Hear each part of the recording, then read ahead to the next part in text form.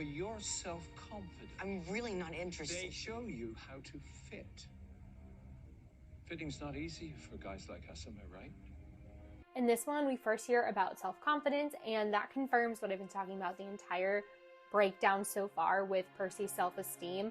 This is kind of like confirmation of self-confidence is a struggle, and you can definitely see that by Percy's reaction from him saying it shows you how to fit. His reaction to that line is very strong in the sense that he's probably thinking about all of the times where he didn't fit in and he got kicked out of so many different schools. When you are not reading at the same level as your peers, or even academic-wise, if you're struggling at all, you feel like you don't fit in because that's what you do a majority of your day.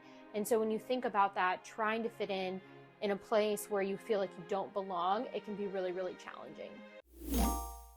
It's either the realm of the dead or someone left a carton of milk in there in the 1990s. Better? Much. This is actually almost the exact scene that I have in my children's books, in the sense that a teacher or somebody is finding a stress ball to be able to use as a fidget when there's not really any other options. And I really love this scene because Annabeth knew exactly how to help Grover. I think it'll make kids who use fidgets kind of feel represented. We have no idea what's down there. I just think it's safer if I'm not holding them all. I included this scene because I think it does a really good job of knowing that Percy is seeing the bigger picture of what is going on right now and understanding the fact that it will be best in the long run if he is not holding them all. And sometimes it works and sometimes it doesn't, but to be able to look at that big picture and analyze and figure out what is going to be the best route is definitely a dyslexic strength. This is going to be really good for you. Dr. Higgins says this is the best school, the best program in the state for kids with learning differences. Okay, we were very lucky to get in. Okay, this one might get a little controversial, but I think that's because we're at the point where we're changing language. And I understand why they went with learning differences, because they wanted to be respectful, and I think that they thought that that would be the best choice. However, when you think about words having power, you do have to say disability, because that is what protects you under the IDA. When you think about differences, yes, everyone learns different. Like, that is fundamentally true on every level. However, when you talk about a learning disability, it is something that you need specific instruction in order to improve whatever difficulties you have. And that's why it's a learning disability. And so I think that they tried to do their best with this one, but I think they missed the mark a little bit in the sense that it should be learning disability versus learning difference. I think in the past decade, we tried to get away from disability, but disability is not a bad word. Again, I'm sure some people are definitely gonna have some comments about that. I'm not going. Percy, I know that you do not want to do this, but sometimes I have to make choices that you may not understand. So we've seen older Percy have conversations with his mom, yelling back and forth already. And so to be able to see it as a younger version, I think is really important, because this age is so challenging. And to be in a situation where you do have to do what's best for your child, even though they may not understand what that is or why that has to happen, I think this scene is really, really important and kind of showcases that extremely well. Maybe we can get there first. Yeah. Why don't you let me hang on to that for now? So in this scene, we see Annabeth know that it is not the right time to use that because it is too loud and they need to be quiet in this environment. And so I think it's just a good reminder of not everything is going to be right for every situation. And so trying to figure out what is going to be best, sometimes you have to have that balance between them. So there are two clips that I want to show in this. One is really showcasing Annabeth's problem-solving ability, and then the other, a mixture of Annabeth and Percy. Here's the first clip.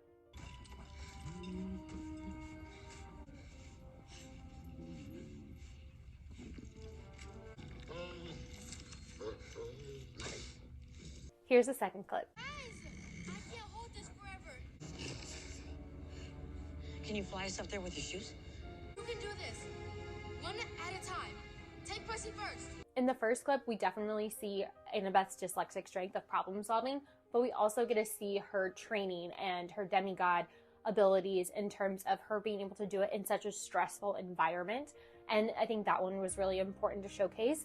And in the second one, we see Percy's ability to problem solve in the sense that he knows that the shoes are going to be their best bet in order to get them up this gigantic wall. And you could include even this third scene.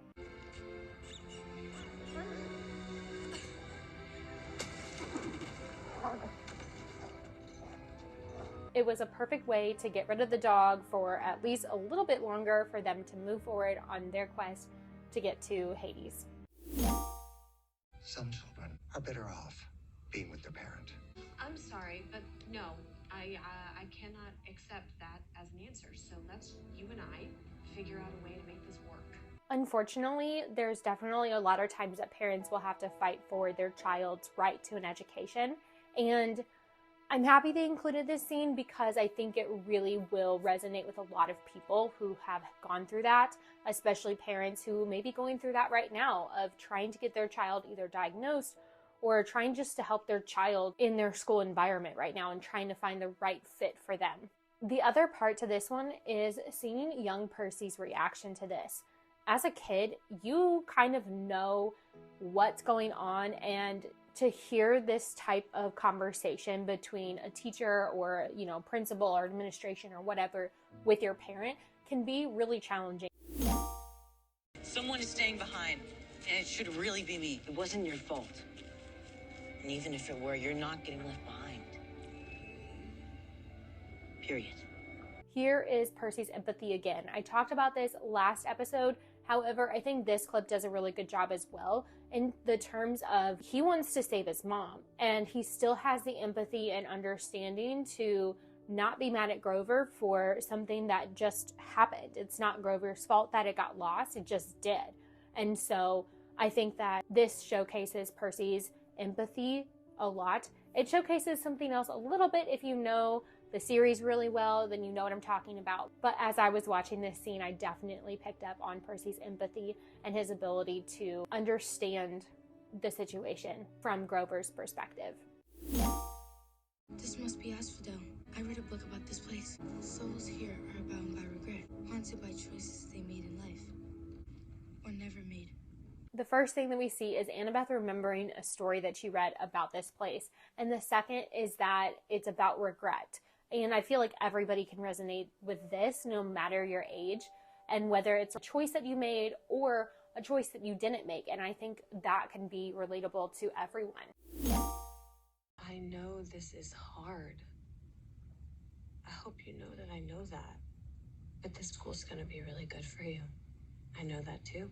Here we see a parent validating that they understand that this is hard, and then also saying that this school is going to be the best for you. As much as I think parents want to share that they understand this, I think it's really hard to come across for a kid in that position to understand. So I'm happy to see this in this series because I think it does a really good job not only making it relatable for the parent but also the kid. Why are you trying so hard to get rid of me? I would never do this to you. I'm sure that every parent at some point has felt this way, but to hear your kid say that is much, much more difficult. This is truly for Percy's best interest. She wants what is best for him, and it's hard when your kid doesn't understand why you're making your decisions because you can't give them all the information, or they haven't had enough life experience yet, or whatever it may be. These conversations are so hard, and honestly, I'm really happy that they're included within this series. I think they're doing a really good job with these young Percy scenes with Sally. Someone stole Zeus's bowl. It wasn't me. It must have been somebody who was Phonos. He figured it out, and some people I know by watching reactions or hearing things from socials, people were upset that he's been able to figure out everything really quickly, and I don't think that's a bad thing. I really think it showcases that dyslexic strength of being able to look at the big picture. And when you don't have all the information, you kind of sometimes can get the wrong answer. And here's a clip to kind of like show that. Ares had the Master Bolt this entire time, tricked us. He was working with Hades? I guess so. So in that moment, he only had limited information. And so the ability to kind of think that as your answer was good. And then being able to rethink your answer and know that it's Kronos is even better. But here are some of the examples on why he was able to push all this information together and look at the bigger picture. Here's the first clip. He's got the longest grudge of them all. Zeus took Kronos' throne. Who else is a bigger reason to weaken Zeus and take his throne back? Tartarus. Where something just tried to pull us into it the moment the bolt appeared in our bag. So we see two different pieces there with him understanding the stories of the past and knowing the history behind it. And then also the fact that the shoes were trying to pull him into Tartarus with the lightning bolt in his backpack. And here's another clip. Tartarus, where I've been hearing a voice from in my dreams, telling me it needs my help to take down Olympus. I assumed that was you, but that voice I heard, that definitely did not sound like you. And the last piece to put it all together is his dreams and the voices he's been hearing inside his head, and understanding that it wasn't Hades' voice that he's been hearing when he assumed that it was, because that's who he thought stole the bolt, or wanted the bolt at least. This only ends one way. The only question is how difficult you make it. No. I accept your offer. Great, your first offer. We're gonna go get your helm. And when I get back, you're gonna let my mom go. What I think is funny about this scene in particular is I don't think you should ever tell a dyslexic that there's only one way to solve a problem, because we will find 10 other ways to solve the exact same problem. I think it's the ability to know that when one thing doesn't work, that we have to try another, and we have to try sometimes multiple things 6 or 7 times, if not more, to figure out the actual solution to whatever problem we're facing. So to say that there's only one way out of something, it's not going to be true. So I think that this scene was really good. And I will listen. I want him to know who he is before your family tries to tell him who they want him to be. He has better things in him than that. I just really love this scene in particular. I think anybody who is a fan of the books definitely can relate and love this scene as well. But I think it does a really good job of proving how much a parent cares about their child and how much they believe in them. I think this is really good for kids to see for that specific reason. Then I think you have your answer. He's going to go to school. And he's going to learn things that you can't teach him. And it's going to be hard for the both of you. Going to school is not like everybody else when you struggle every single day. I think it being hard for both of you is completely true. There's so many different elements that can be difficult, whether it's your class that you struggle with the most when you are actually in school, or at home when you're trying to get homework done. And I know a lot of people don't have hours on end to spend with their kid doing homework after school. School in general can be such a challenging time, and to be able to see a clip like this and really connect with it, I think is really important. Not only for, again, the kid to see, but also for the parent to be able to relate to this and know that they're not alone. Overall, I was extremely impressed with this episode. As I was going through it, I was like, oh my gosh, I can pull this and I need to pull that and I have to clip this. Like, there were so many different pieces within this episode that I feel like can be so relatable for a dyslexic or ADHD individual, and I absolutely love to see it. The young Percy scenes, I think, are so important and add so much to this entire series, and I'm excited to see how that type of ability to not only tell the story, but further the story as well in future seasons. I'm actually so sad that this is episode 7, because that means we only have one more to go. But I also will be doing a recap and my hopes for season 2.